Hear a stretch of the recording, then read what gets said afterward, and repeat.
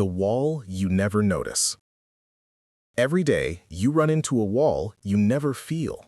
No matter how fast a rocket travels, no matter how powerful the engine, no matter how much energy you pour in, there is a speed it will never pass.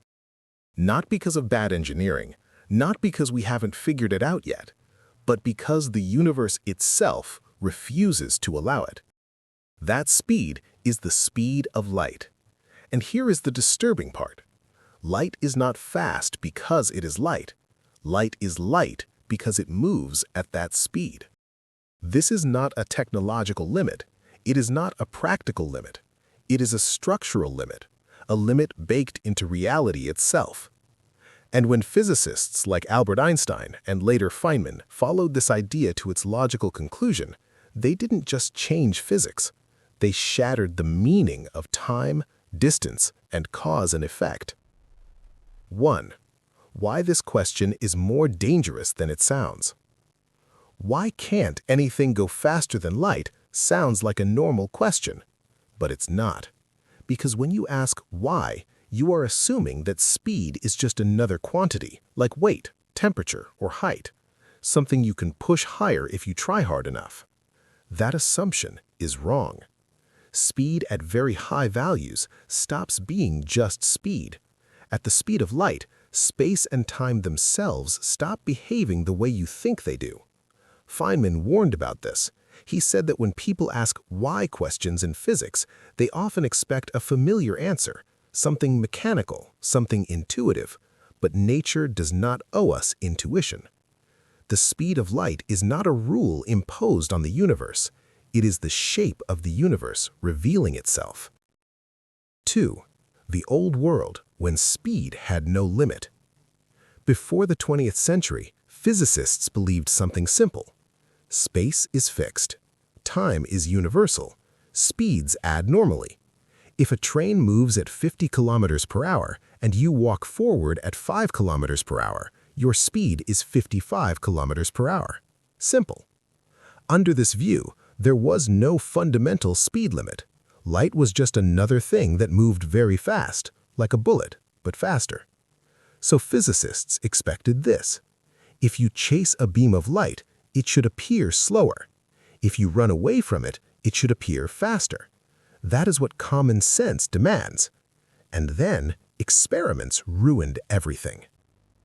3. The experiment that should have worked, but didn't. In the late 1800s, scientists believed light traveled through a medium called the ether, an invisible substance filling space like air fills a room.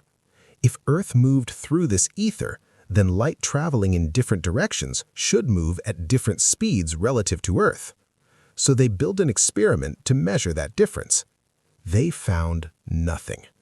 No matter how Earth moved, no matter the direction, no matter the time of year, the speed of light was always the same. This was not a small error. This was not rounding problem. It was a complete failure of classical reality.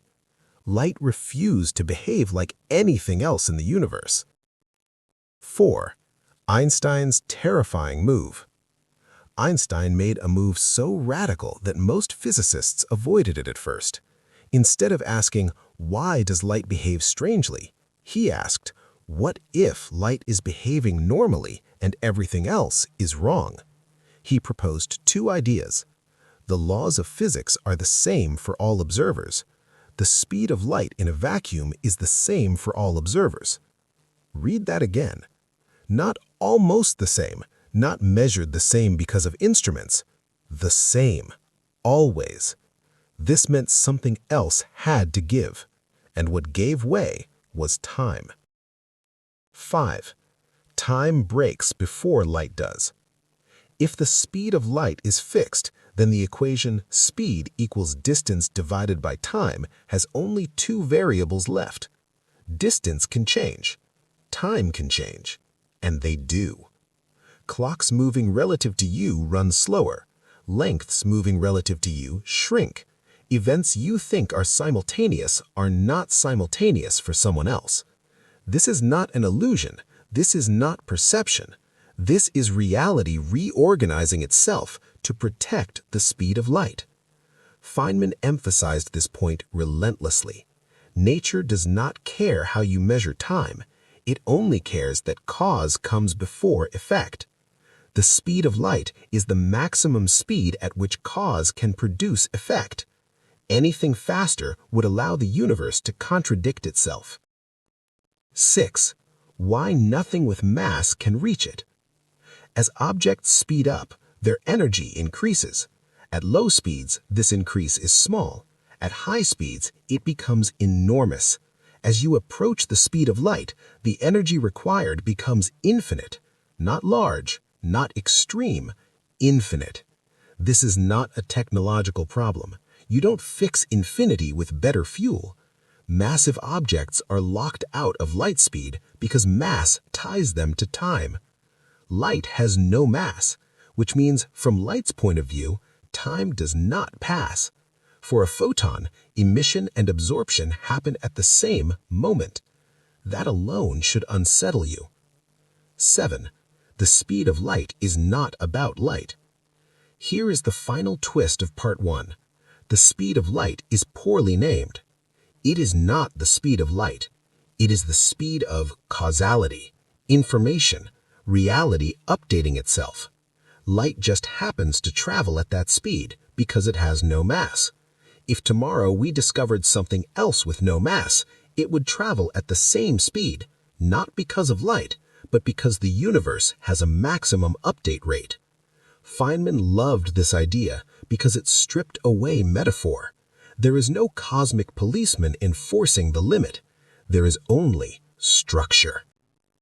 Where part 2 goes next. Part 2. The geometry that replaced force.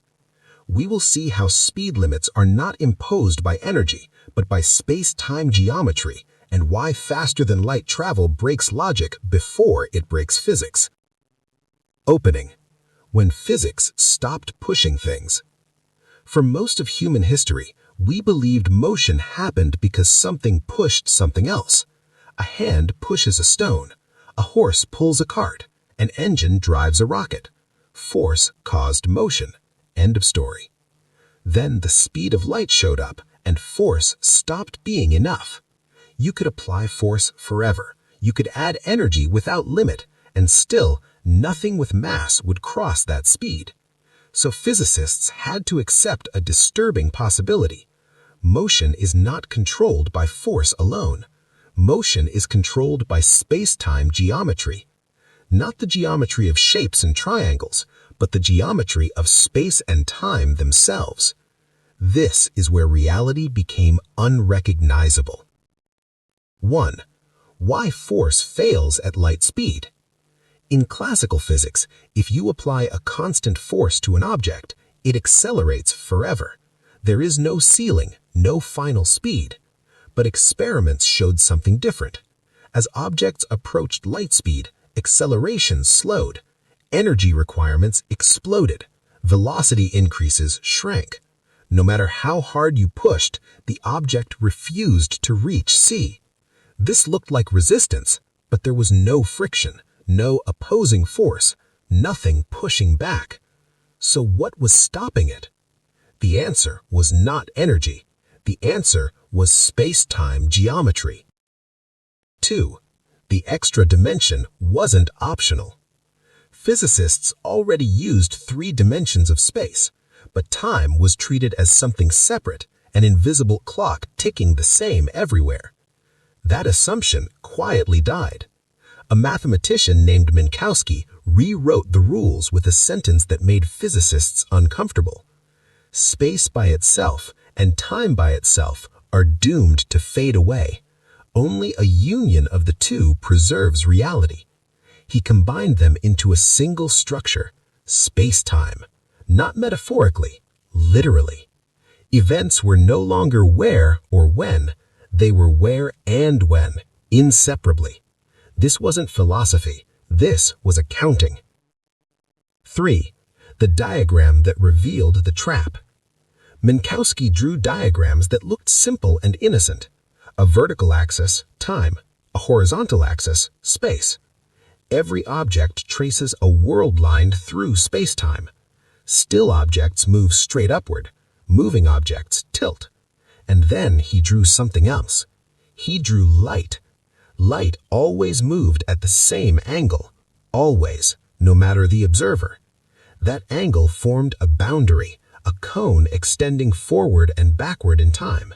These became known as light cones. Everything inside the cone can be affected by you. Everything outside can never be. This was not a technological limit. This was causality drawn on paper. 4. Why faster than light breaks logic first. If something traveled faster than light, its world line would tilt outside the light cone. That sounds harmless until you follow the consequences. Outside the cone, effects can precede causes. Messages arrive before they are sent.